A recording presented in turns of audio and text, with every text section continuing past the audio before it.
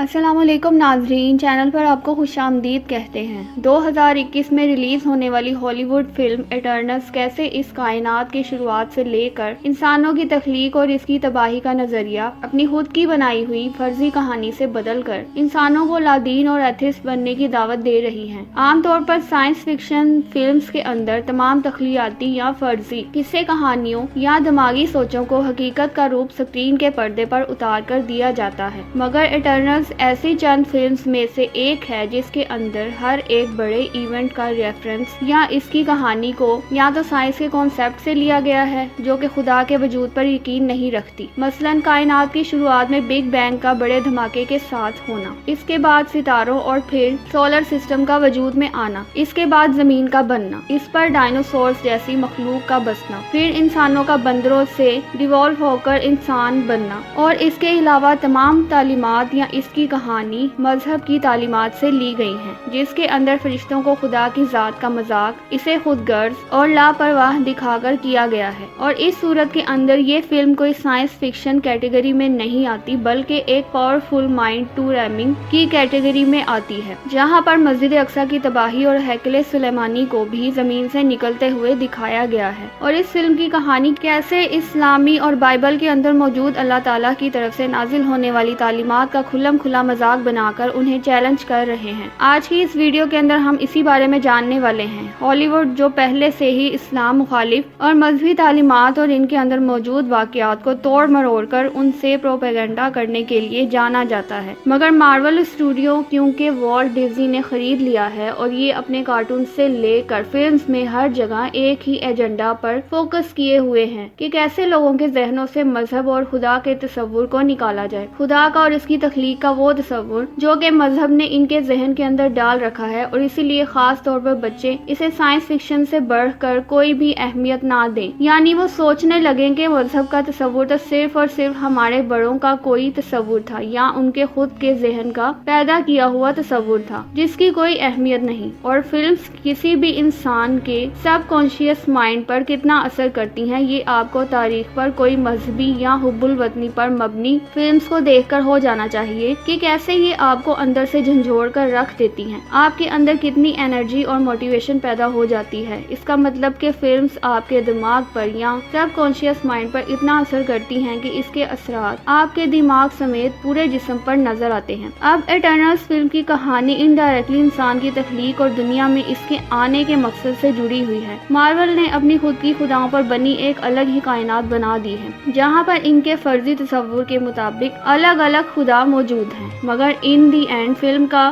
ہر بڑا ایونٹ تھوڑا سا چینج کرنے کے باوجود بھی ذرا سا غور کرنے پر مذہبی حوالوں کو بیان کرتا ہے جو کہ ایک اللہ کی طرف سے قرآن مجید، تورات یا انجیل کی صورت میں نازل کیا گیا۔ انسانوں کی بے بسی اسی صورت سے ظاہر ہو جاتی ہے کہ وہ جتنا بھی کوشش کر لیں کائنات کی شروعات اور زندگی کے زمین پر شروعات کا اس سے بہتر نظریہ اپنے دماغ سے خود سے تخلیق کر ہی نہیں سکتے ہیں۔ فلم میں انسانوں کو بندروں کی اولاد دکھایا گیا ہے جو کہ سراسر انسان اور اس کے خالق کی توہین ہے۔ پاورفل ایلینز کا تصور دکھایا گیا ہے جو کہ انسانوں سے کئی گنا طاقتور اور ان سے ایڈوانس ہیں۔ فلم کی کہانی شروع ہوتی ہے ایک ٹائم لائن سے جب اس کائنات کی بگ بینگ سے شروعات ہوئی۔ اس وقت کائنات میں ہر جگہ پر اندھیرا تھا۔ اس دھماکے کے بعد سیلیسٹیل نام کی مخلوق کا صرف ایک ہی فرد موجود تھا جس کا نام تھا اریشم، جس نے کاسمک انرجی کو استعمال کرتے ہوئے اپنے ہاتھوں سے سورج کو بنایا، جس نے اپنی گریوٹی سے سولر سسٹم کو پیدا کیا اور انسانوں کے رہنے لائق زمین بنی۔ اب کائنات کی تخلیق کا یہ واقعہ ڈائریکٹلی قرآن اور بائبل کے اندر موجود کائنات کی تخلیق کا مذاق اڑا رہا ہے، کیونکہ ان کے اندر لکھا ہے کہ جب یہ کائنات بنی تو صرف اور صرف اللہ ہی کی ذات تھی جو کہ اس وقت موجود تھی، اور تخلیق کرنا صرف اسی کی صفت ہے، کسی اور مخلوق کی نہیں۔ یعنی یہاں پر اریشم کو اللہ کی صورت کے اندر دکھایا گیا ہے جس کا سائز اتنا بڑا ہے کہ اس نے اپنی مٹھی کے اندر سورج جیسے ستارے کو پیدا کیا، وہ سورج جو کہ ہماری زمین کے مقابلے میں سائز کے اندر 13 لاکھ گنا بڑا ہے۔ سو اسی بات سے اریشم کے سائز کا اندازہ لگا لیں کہ وہ کتنا بڑا ہو سکتا ہے، جبکہ حدیث مبارکہ سے ہمیں پتہ چلتا ہے کہ قیامت کے روز یہ پوری کائنات خدا کی مٹھی میں ہوگی، اور اریشم کا سورج کو ایسے تخلیق کرنا وہ بھی اپنی طاقت سے اسی واقعے کی طرف اشارہ کرتا ہے۔ اب بات یہاں پر رکتی نہیں بلکہ اریشم اس کائنات کے پھیلاؤ کے لیے اپنے جیسے مزید سیلیسٹیلز کو پیدا کرتا ہے جو کہ یہی کام کرتے ہیں، یعنی یعنی تخلیق کرنا، اور کائنات کے اندر باقی مختلف کام جیسے کہ نئی نئی مخلوق کو پیدا کر کے ان پر تجربے کرنا، انہیں ڈیوالو کرنا اور اس کے بعد ان کو تباہ کر دینا، جو کہ سراسر شرک اور انسانوں کو ایک ایتھسٹ بنانے کے لیے قائل کرنے کی کوشش ہے، کہ جس کے بارے میں اللہ تعالیٰ خود قرآن کریم کے اندر فرماتا ہے کہ ان کافروں سے کہہ دو کہ اگر اللہ کے علاوہ کوئی اور خدا ہوتا تو ان کے آپس کے اندر کے اختلافات کی وجہ سے کائنات کا یہ نظام کبھی بھی قائم نہ رہ سکتا، جبکہ ہم دیکھتے ہیں کہ ایسا بالکل نہیں ہے، کیونکہ چھوٹے سے چھوٹے ایٹم سے لے کر گلیکسیز تک کا نظام ایک ترتیب سے چل رہا ہے، جو کہ ایک ہی خدا کی موجودگی کی طرف ہم سمجھدار انسانوں کو اشارہ کرتا ہے کہ اگر پوری کائنات کا نظام بالکل ایک جیسا ہے، اس کی تمام ترتیب ایک جیسی ہے، تو اس کا خالق بھی کوئی ایک ہی ہوگا۔ فلم کے مطابق ہر سیلیسٹیل کو پیدا کرنے کے لیے اس کا بیج ایک زمین جیسے سیاروں پر اس کی تہ میں ڈالا جاتا ہے، جہاں پر وہ کئی ہزار سالوں کے بعد اس سیارے کو پھاڑ کر اس سے باہر نکلتا ہے، مگر اس سیلیسٹیل کو پیدا ہونے سے پہلے اس دوران بہت زیادہ انرجی چاہیے ہوتی ہے، جو کہ اس سیارے پر بسنے والی سمجھدار اور ذہین مخلوق سے اسے ملتی ہے، یعنی اس سیارے پر جتنا زیادہ کوئی سمجھدار مخلوق ہوگی یا جتنا زیادہ تعداد کے اندر ہوگی، اتنا ہی جلدی یہ سیلیسٹیل زمین کو پھاڑ کر باہر نکلے گا اور وہ سیارہ اور اس پر موجود تمام مخلوقات تباہ ہو جائیں گی۔ اب یہاں پر کہانی شروع ہوتی ہے ایک سیلیسٹیل کی پیدائش کے لیے زمین پر بھیجے جانے والے بیج سے، جو سیلیسٹیل کا نام ہوگا ٹیمٹ، اور ہزاروں سالوں تک یہ بیج یہاں موجود رہے گا۔ اس دوران زمین پر ڈائناسورز موجود تھے، اور ظاہر ہے کہ ڈائناسور کی موجودگی میں انسان جیسی سمجھدار مخلوق پیدا نہیں ہو سکتی تھی، اور اس کی وجہ سے یہ سیلیسٹیل بھی پیدا نہ ہو سکتا۔ اب اریشم ان ڈائناسورز کو ختم کرنے کے لیے ایک نئی طاقتور مخلوق کو پیدا کرتا ہے،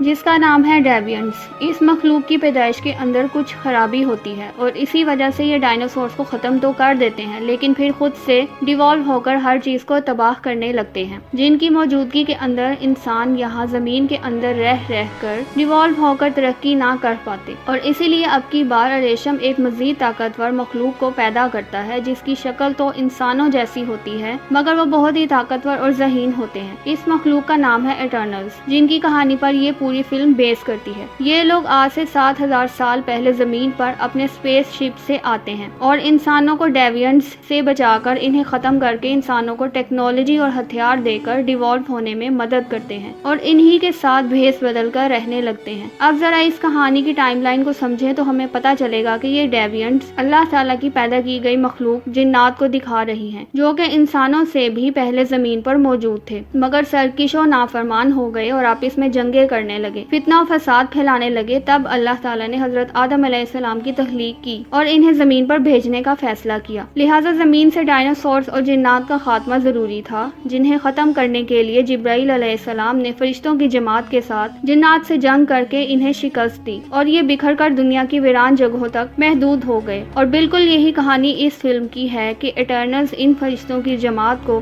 دکھا رہے ہیں، جو کہ زمین پر جنات سے جنگ کرنے کے لیے، جو کہ فلم میں ڈیوینٹس ہیں اور دنیا میں مختلف جگہوں پر بکھر کر آج بھی موجود ہیں۔ یاد رکھیں کہ فلم کے اندر ڈیوینٹس کی تخلیق کے اندر خرابی کو دکھایا گیا ہے، یعنی اللہ کی ذات ایک ایسی مخلوق کو پیدا کر رہی ہے جس میں خرابی ہے اور وہ مکمل نہیں ہے، اور بالکل یہی چیز آج فلمز کے ذریعے شیطان انسان کے دماغوں میں بھی ڈالنا چاہتا ہے کہ انسان کی تخلیق کے اندر بھی خرابی ہے، یہ نامکمل ہے اور اسی لیے اسے بدلنے کی ضرورت ہے، اور یہاں پر اس کے بدلنے سے مراد اس کی شکل و صورت کو بگاڑ کر اس کی توہین کرنا ہے، کیونکہ شیطان اپنے آپ کو اور اپنے جنات کی مخلوق کو انسانوں سے بہتر سمجھتا ہے، اسی لیے انسان کی توہین کر کے، اور وہ بھی خود انسانوں کے ہاتھوں، اسے بہت خوشی ہوتی ہے۔ اب یہ ایٹرنلز انسانوں کے ساتھ رہ کر سوچنے لگتے ہیں کہ صرف ایک سیلیسٹیل کو پیدا کرنے کی خاطر پوری دنیا کے انسانوں کی قربانی ٹھیک نہیں، اور ہمارا خالق، ہمارا خدا یعنی اریشم تو بہت ہی خود غرض ہے، اسے انسانوں کی کوئی فکر نہیں بلکہ اپنی خود کی نسل بڑھانے کی فکر ہے، اور اسی لیے وہ اس سے بغاوت کرنے کا سوچتے ہیں اور اپنی طاقت سے سیلیسٹیل کو زمین سے نکلنے سے پہلے ہی جما کر وہیں پر روک دیتے ہیں، تاکہ انسانوں کو اور ان کو کسی کی غلامی نہ کرنا پڑے۔ حالانکہ فرشتے جو کہ انسانی شکل میں بھی انسانوں کی مدد کرتے ہیں، مگر اللہ کے حکم سے से वो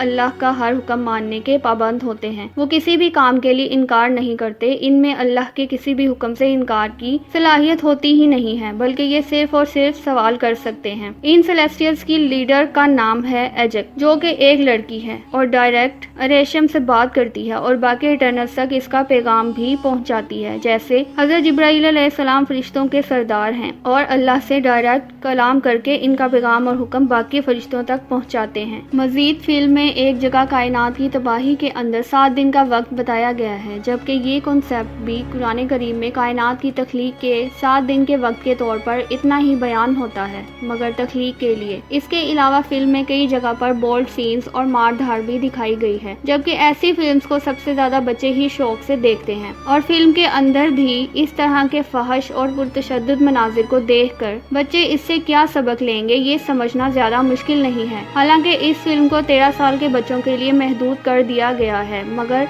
इसकी प्रमोशन खुद बच्चों से करवाई गई है और एक बच्ची को भी इटर्नल्स की टीम का हिस्सा बना दिया गया है ताकि बच्चे खुद को इससे रिलेट कर सकें। इस फिल्म का मकसद बच्चों के दिमाग में बिल्कुल यही डालना है और इन्हें मैसेज देना है कि वो भी अपनी मर्जी से चाहे तो खुदा से बगावत कर सकते हैं। इन्हें अपनी मर्जी के मुताबिक फैसले करने के लिए कोई भी मजहब या कोई भी दीन ऐसा करने से नहीं रोक सकता, क्योंकि खुदा पैदा भी होता है, इसे मौत भी आती है और वो अपने काम करवाने के लिए किसी और का मोहताज है। वो खुद गर्ज है, इसे इंसानों की नहीं बल्कि अपनी खुद की और अपनी नस्ल की फिक्र है और इसीलिए ऐसे खुदा पर भरोसा नहीं करना चाहिए। फिल्म में बढ़ती हुई आबादी को दुनिया का सबसे बड़ा मसला बनाकर दिखाया गया है, जो कि न्यू वर्ल्ड ऑर्डर का एक एजेंडा है कि दुनिया की आबादी को कम से कम रखा जाए ताकि दुनिया के इंसानों पर कंट्रोल करना आसान हो और इन्हें ज़हनी तौर पर गुलाम बनाना भी। फिल्म के एक सीन में हम इराक के सहरा के अंदर मौजूद एक ऐसे खलाई जहाज को निकलता हुआ देखते हैं जो कि आज से 7000 साल पहले जमीन पर इटर्नल्स को लेकर आया था, जो कि दरअसल हैकल सुलेमानी को दिखा रहा है। और इसके अंदर मौजूद मस्जिद अक्सा का गुंबद तबाहशुदा हालत के अंदर टूटा हुआ देख सकते हैं, जो कि बता रहा है कि मस्जिद अक्सा फ्यूचर के अंदर तबाह होगी और तीसरी मर्तबा हैकल सुलेमानी बन कर रहेगा, जिसके नीचे से ताबूते सकीना निकलेगा। और ये सब कुछ इनडायरेक्टली लोगों के सब कॉन्शियस माइंड के अंदर बिठाया जा रहा है ताकि लोग फ्यूचर में इसके लिए तैयार रहें। अगर हम फिल्म के पोस्टर पर गौर करें तो इटर्नल्स के नीचे ये लफ्ज लिखे हैं कि इन द बिगिनिंग, यानी शुरुआत में, लेकिन दर हकीकत कायनात की शुरुआत के वक्त सिर्फ और सिर्फ अल्लाह ताला की ही जात मौजूद थी, ना कि कायनात की कोई और मखलूक या कायनात की कोई भी और चीज। जबकि इटर्नल्स के पीछे से निकलता हुआ सूरज डायरेक्टली शैतान को ट्रिब्यूट दे रहा है, क्योंकि हदीस मुबारक के अंदर है कि सूरज सुबह के वक्त शैतान के सींगों के दरमियान होता है। अगर ये सब मजहबी तालीमात के हवाले देख कर भी आप इस फिल्म को सिर्फ एक साइंस फिक्शन एंटरटेनमेंट के समझते हैं तो फिर आपकी आंखों पर अपनी ख्वाहिशात की ऐसी पट्टी बंध चुकी है जिसकी आगे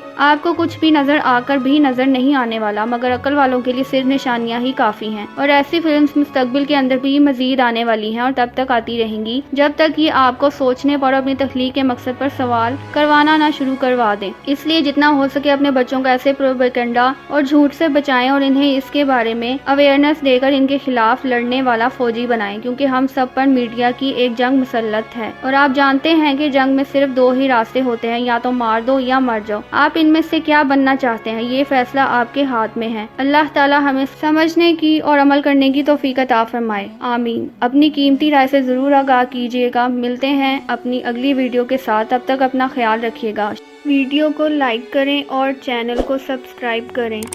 और बेल आइकन को प्रेस कर दें। शुक्रिया।